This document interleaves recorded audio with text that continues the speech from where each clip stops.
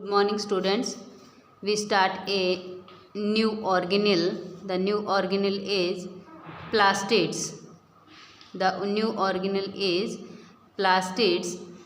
The plastids are present only in plant cell. Plastids is only present in plant cell and they have a specific pigment. एक specific pigment present होता है plant cell के अंदर. On the basis of this pigment, plastids are mainly three types. One is chloroplast, second one is chromoplast, and third is leucoplast. Leucoplast, chloroplast have a specific pigment is chlorophyll, and chlorophyll is essential element या essential pigment for the photosynthesis reaction. And chromoplast provide the color to the plant, and leucoplast is colorless और white pigment होता है और ये primarily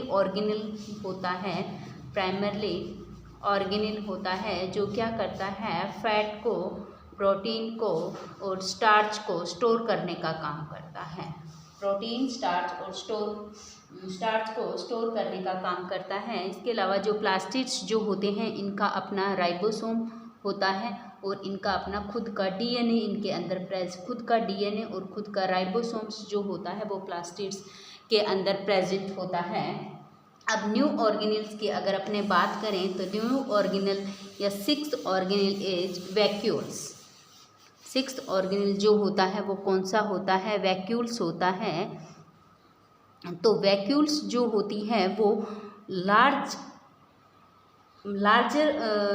होती है plant cell के अंदर.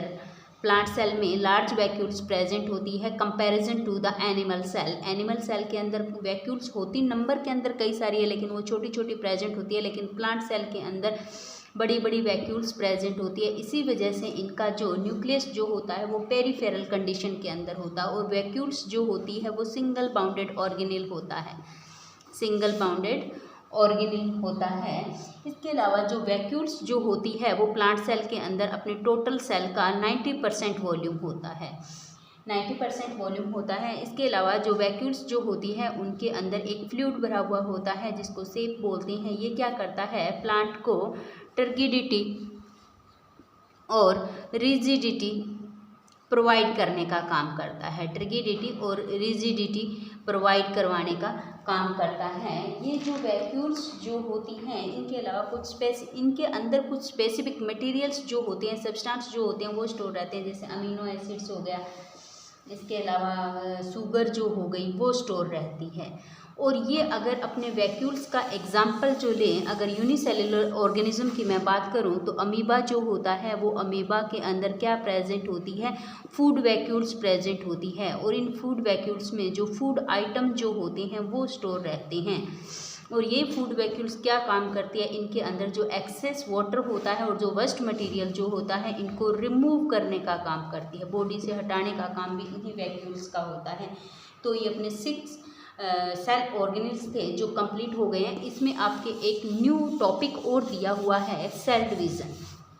तो सेल डिवीज़न क्या होता है, सेल डिवीज़न होता क्या है और ये क्यों ज़रूरी होता है. सेल डिवीज़न जो होता है the process by which new cells are form, यानी वो प्रोसेस जिसके थ्रू क्या होता है नई सेल की फॉर्मेशन होती है, उसी को क्या बोलते हैं, सेल डिवीज़न बोलते हैं. और ये सेल डिवीज़न जो होता है वो क्यों होता है, क्योंकि ये ह्यूमन की ग्रोथ के लिए रिस्पॉन्सिबल होता है. अब जो सेल डिवीज़न जो होता है वो मेनली 2 टाइप का होता है. एक तो होता है mitosis and second one is meiosis. Mitosis के अंदर क्या होता है कि ये जो ग्रोथ करने वाली जो सेल्स जो होती है, यानी ये ग्रोथ जो होती है, बॉडी का जो डेवलपमेंट हो रहा है, जो ग्रोथ हो रही है उसके लिए रिस्पॉन्सिबल होता है. और ये डिवीज़न के अंदर जो सेल डिवाइड हो रही है उस सेल को क्या बोलते हैं, मदर सेल बोलते हैं. क्या बोलते हैं, मदर सेल बोलते हैं. यानी मदर सेल जब डिवाइड हो करके, जब मदर सेल में जब डिवीजन होगा तो मदर सेल डिवाइड हो करके 2 सेल बनाती है। इन दोनों सेल को क्या बोलते हैं? डॉटर सेल्स बोलते हैं।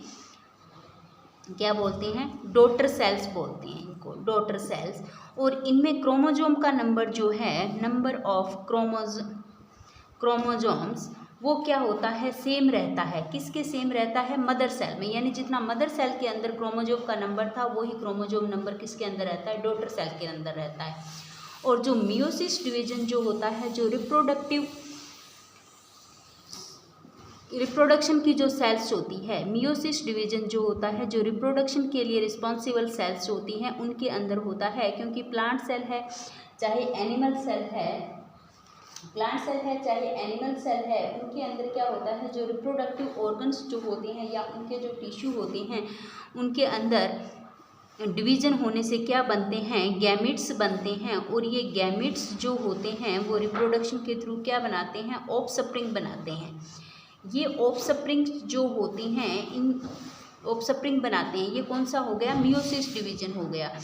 और इसमें क्या होता है? जो मदर सेल जो होती है वो डिवाइड हो करके आगे क्या बनाती है? 4 न्यू सेल्स की फॉर्मेशन करती है, 4 न्यू सेल्स बनाती है। और इनके अंदर क्रोमोजोम्स का जो नंबर जो होता है वो 1/2 यानी हाफ रह जाता है। क्रोमोजोम्स का नंबर हाफ हो जाता है मदर सेल के कंपैरिजन में। बोलते तो इनको भी डॉटर सेल्स हैं, लेकिन इनमें number of chromosomes just half comparison to the mother cell. This is the 5th chapter जो था, वो आपका 5th चैप्टर सेल डिवीजन पे आकर के स्टॉपेज पॉइंट आता है यहाँ पे। यानी आपका जो 5th चैप्टर था now is completed, and in the next video we start the question answer of lesson 5th. Thanks, have a nice day.